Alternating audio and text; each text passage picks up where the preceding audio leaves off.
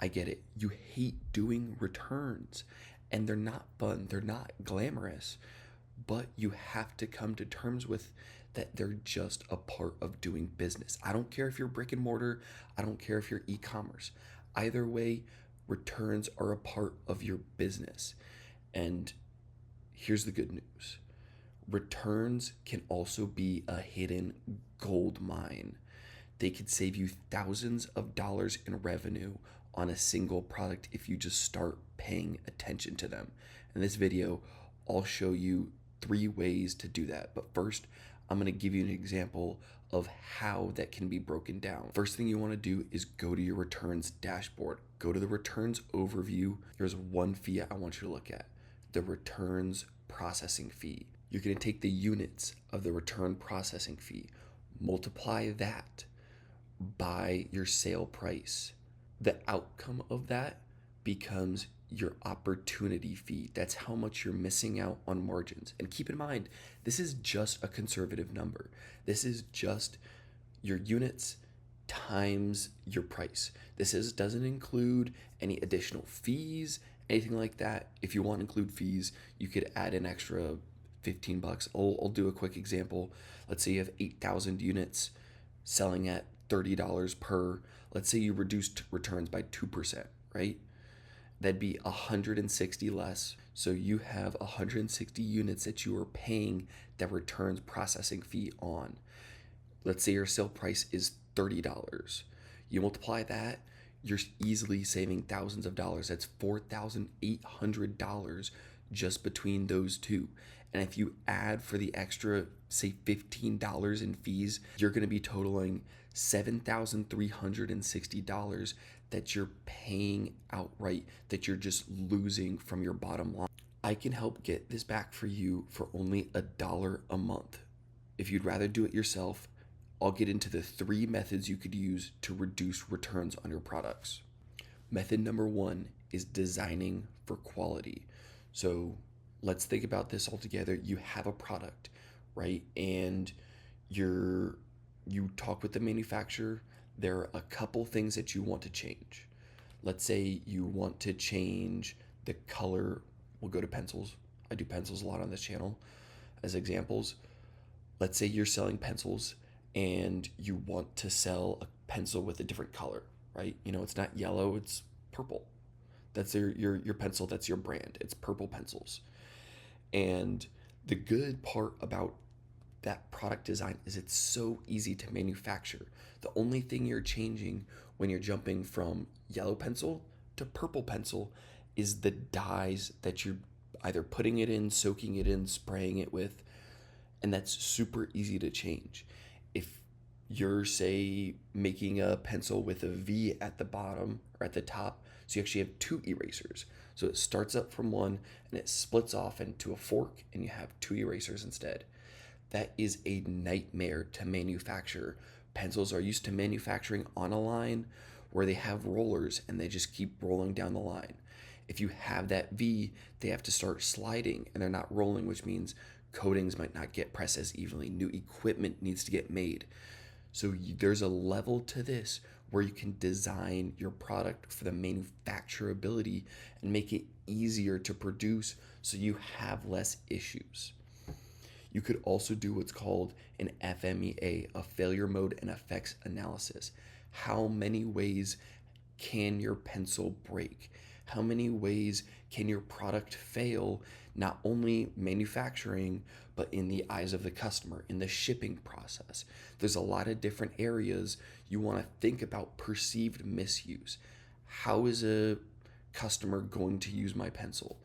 Are they trying to always snap their pencils on their legs? Do they want to be able to do that? Do they not want to be able to do that? Do they want to put it behind their ear and is it always slipping and falling out and it lands pencil side down, lead down, and the lead all shatters? What's happening? What are different ways your pencil can fail? This is also good as you stay in a specific field and a specific market, because you'll be able to grow how many product failures that you see and improve it each time. You could also think about this with better instructions, product info, how much info is on your selling page. And from that selling page, what are customers still confused by? What can you make clear? What customer expectations do they have from the page that aren't being met when they see the product? Number two is to find issues before they get to a customer. So this can be inspections. If you're already doing this through Alibaba, that's great. They do inspections, they do factory audits. You probably also already do sample testing, but don't just review your sample. Don't just take it, try it a few times. Do product testing. You could do performance testing. If you have a certain quality level, a certain testing level it should be at, have the product go to a third party lab. Have them test it so there's not any biases on either side. A third party lab tests it and covers it. What will be the difference? What are the results? Share it and make sure that you and the factory know what the standard is for your product. Make sure it meets said standard too. You could also do what's called a first piece inspection. So when they bring the product off of the line, Alibaba might not be able to do this for you, but you can request them to send whatever that first piece is, send it to you. You can review it. It's the most similar thing that the customers will be getting, and it's just like the production line. The handmade samples that they bring you beforehand, those aren't exactly what the customer is getting. The first piece inspection, is the most and the earliest read that you can get on said product. The third thing you can do is return analysis and root cause. So after your product is already in stores, after the customers have had it for a while, they're leaving reviews. What are those reviews saying? What issues are the customers bringing up? You need to analyze that. See what they're saying, take that feedback, bring it back to the factory, either have them make changes, improve your packaging, wherever that failure is. You want to look at that and make sure the product is getting improved.